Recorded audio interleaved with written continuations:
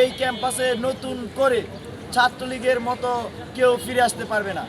আমরা তাকে যে কোনো মূল্যে বাধা দেব। এই ডাকসু হচ্ছে শহীদদের রক্ত ঝরা ডাকসু। এই ডাকসু হচ্ছে জুলাই অভ্যুত্থানের যোদ্ধাদের রক্তে ঝরা ডাকসু। আমাদের অভ্যুত্থান পরবর্তী সময়ে ঢাকা বিশ্ববিদ্যালয়ে যেসব শিক্ষার্থীরা প্রায় একই মতাদর্শের ছিল, মধ্যমপন্থী, তাদেরকে নিয়ে আমরা একটি ছাত্র সংগঠন গঠন করি এবং সেই সংগঠন সমর্থিত প্যানেল আমাদের আজকে ঘোষণা করা হয়।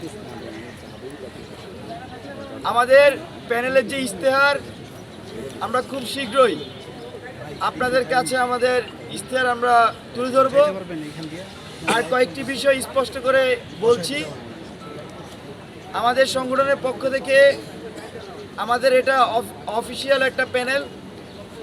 এর বাইরেও কৌশলগতভাবে আমাদের অনেকে দাঁড়িয়েছেন। তো অনেককে আমরা দেখছি যে এই বিষয় নিয়ে নানাভাবে প্রোপাগান্ডা করার চেষ্টা করছে। তাদেরকে অনুরোধ করব যাতে প্রোপাগান্ডা বা ভুল তথ্য না ছড়ানো হয়। আমরা দীর্ঘদিন ঢাকা বিশ্ববিদ্যালয়ে ছাত্র রাজনীতি করছি। দীর্ঘদিন ছাত্রলীগের বিরুদ্ধে আমাদের রাজনৈতিক ইতিহাস। এখানে ছাত্রলীগ যখন গেস্ট রুম গণরুম করাতো, ছাত্রলীগ যখন শিক্ষার্থীদেরকে জোর করে মিছিলে নিয়ে আসতো, ছাত্রলীগ যখন জোর করে শিক্ষার্থীদের টিএসসিতে স্লোগান দেওয়া হতো, মধুতে স্লোগান দেওয়া হতো, তখন আমরা রাজু ভাস্কর্য অল্প কয়েকটা মানুষ কিন্তু প্রতিবাদ করতাম। সেইখান থেকে যাত্রা শুরু। আজকে জুলাই অভ্যুত্থানে আমাদের অনেকের সামনে থাকার সুযোগ হয়েছে। আগামীর ক্যাম্পাসে আমরা ইতিমধ্যে আশিসবাবু বলেছেন, আমরা প্রথম যে নিশ্চয়তা দিতে চাই সেটি হচ্ছে এই ক্যাম্পাসে নতুন করে ছাত্রলীগের মতো কেউ ফিরে আসতে পারবে না। আমরা তাকে যে কোনো মূল্যে বাধা দেব। আমাদের এই কমিটমেন্ট পূর্বে যেমন ছিল, অতীতেও আমরা সেটা পালন করেছি। অভ্যুত্থান পরবর্তী সময়েও কেউ নতুন করে ছাত্রলীগ হয়ে উঠতে চাইলে আমরা তাদেরকে আবারও বাধা দিব। কোনোভাবেই তাদেরকে এই ক্যাম্পাসকে আবার ছাত্রলীগীয় কায়দার ক্যাম্পাস আমরা করতে দেব না। ডাকসু একটি প্যারালাল গভর্নমেন্টের মতো। এখানে এই প্যারালাল গভর্নমেন্টের মাধ্যমে কিন্তু সরকারকে প্রেশারাইজ করা যায়। আমরা দেখেছি ঐতিহাসিকভাবে ডাকসু সবসময় প্যারালাল গভর্নমেন্টের ভূমিকা পালন করেছে। 90-এর গণ অভ্যুত্থানের পরে এখানে ডাকসুকে অকার্যকর করা হয় শুধুমাত্র রাজনৈতিক উদ্দেশ্য হাসিলের জন্য।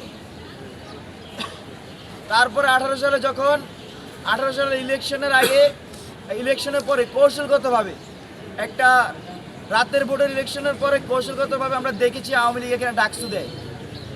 সেই ডাকসু একটি কলঙ্কিত ডাকসু, যেখানে ছাত্রলীগ তারা ভোট কারচুপি করে, ছাত্রলীগ লম্বা লম্বা কৃত্রিম লাইন তৈরি করে রাখে, তারপরে কিন্তু আবারও ডাকসু বন্ধ করে দেয়।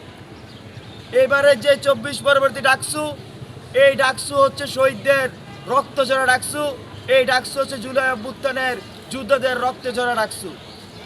তো এই ডাকসুকে ঘিরে ঢাকা বিশ্ববিদ্যালয়ের শিক্ষার্থী সহ সারা দেশের মানুষের কিন্তু নানা ধরনের উদ্দীপনা তৈরি হয়েছে তাদের মনে।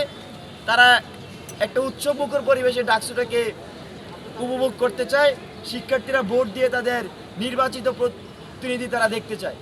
কিন্তু আমরা ইতিমধ্যে লক্ষ্য করেছি আমাদের যে নির্বাচনী বিধিমালা ইতিমধ্যে ছাত্রদলের জিএস, যিনি আজকে পদপ্রার্থী হয়েছেন, তিনি লঙ্ঘন করেছেন। তিনি সে আচরণবিধি লঙ্ঘন করেছেন। সে আচরণবিধি লঙ্ঘনের ফুটেজ ফেসবুকে ছেড়েছেন।